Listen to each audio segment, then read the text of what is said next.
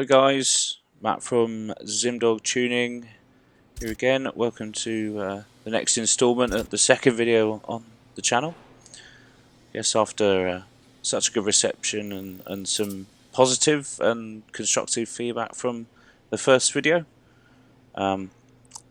decided the next step is to take you guys on a more specific tuning journey, working through a tune from start to finish over a number of episodes, with the same car, to really let on what happens, behind the scenes, my process, getting to know the car. If I was preparing for a series, 8 races or whatever, with the car, how I get to know the car, how it handles on.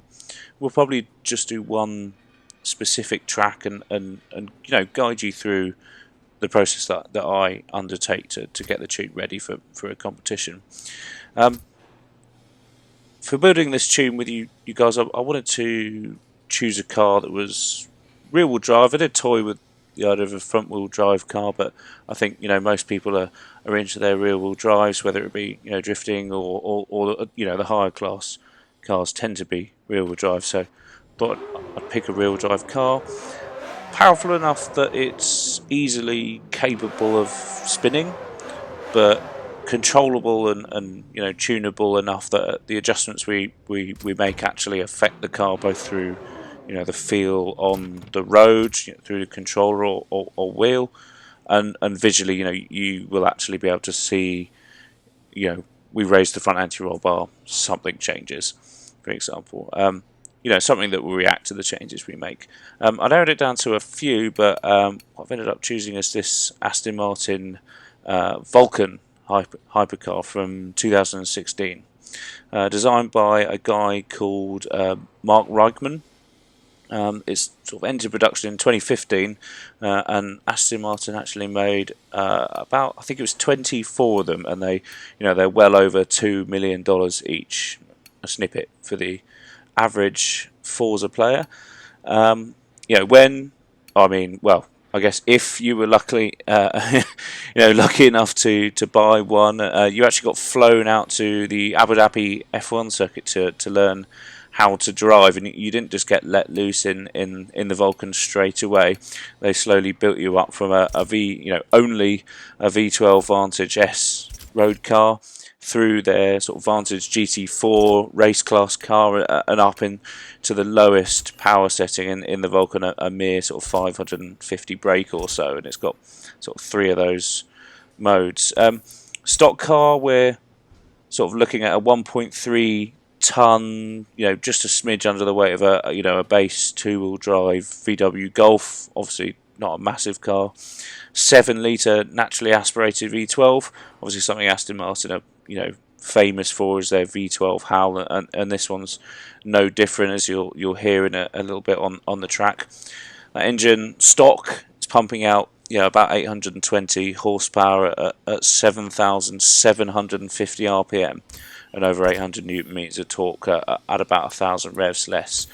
Comes standard with carbon ceramics, push-rod suspension, limited slip diff, like most race cars, well, all race cars do really, unless the rules state otherwise. And I guess the bonus of the Vulcan in real life, if you're lucky enough to own one, unlike its hypercar friends, the Ferrari FXXK, McLaren P1 GTI, you can actually keep this one in your own garage. Absolute bonus to $2 million. Anyway, onto the build. This is a homologated build. There's not too much to sort of walk you through here. It's stock tire, race tire compound, stock sizes.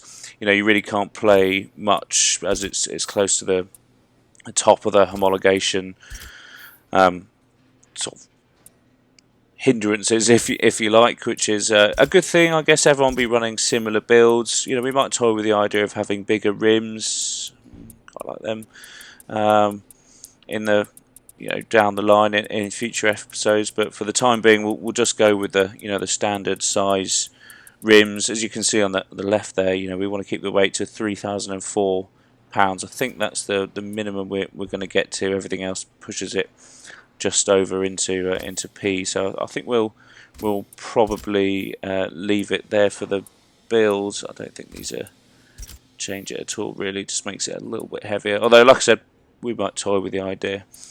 Why did I choose this car? You'll notice from both its looks, parts, how high the engine revs, and the overall stance of the car. It's virtually a race car, and what that means is it's adjustable. Even the smallest sort of nuances are going to make a difference to the way the car drives on the track, the feel of it, which is perfect really for going through a tune step by step, so we can really see what each element changes, which I think is a good thing for this. I think we're going to have a great time getting to know this Vulcan, to be honest with you.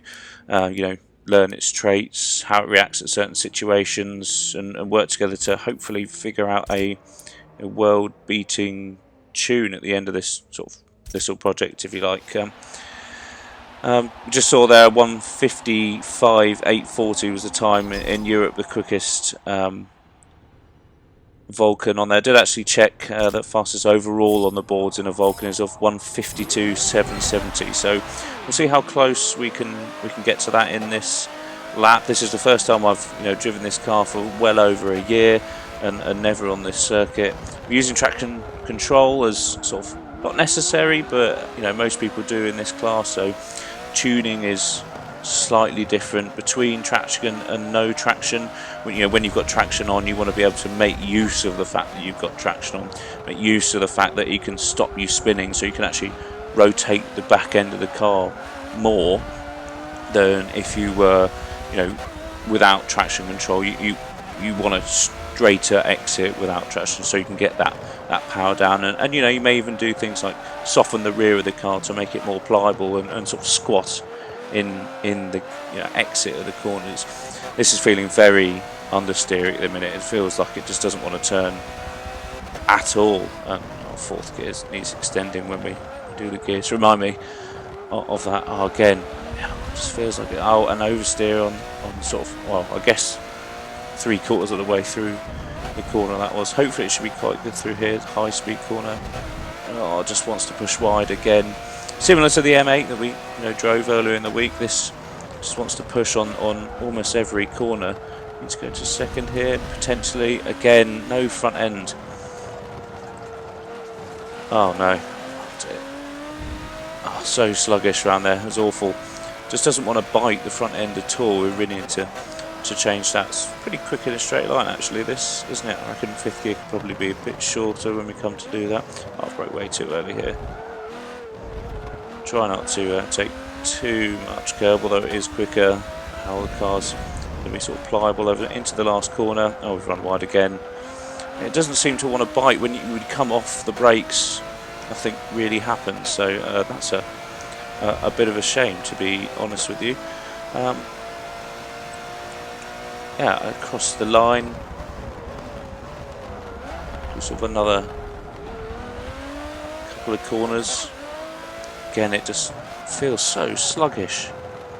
Here, it should be right on the white line there, and it just, when you put the power down as well, it feels almost floaty, but it doesn't actually turn on the power. I don't know what the diff sort of setting is at the minute, but it's definitely not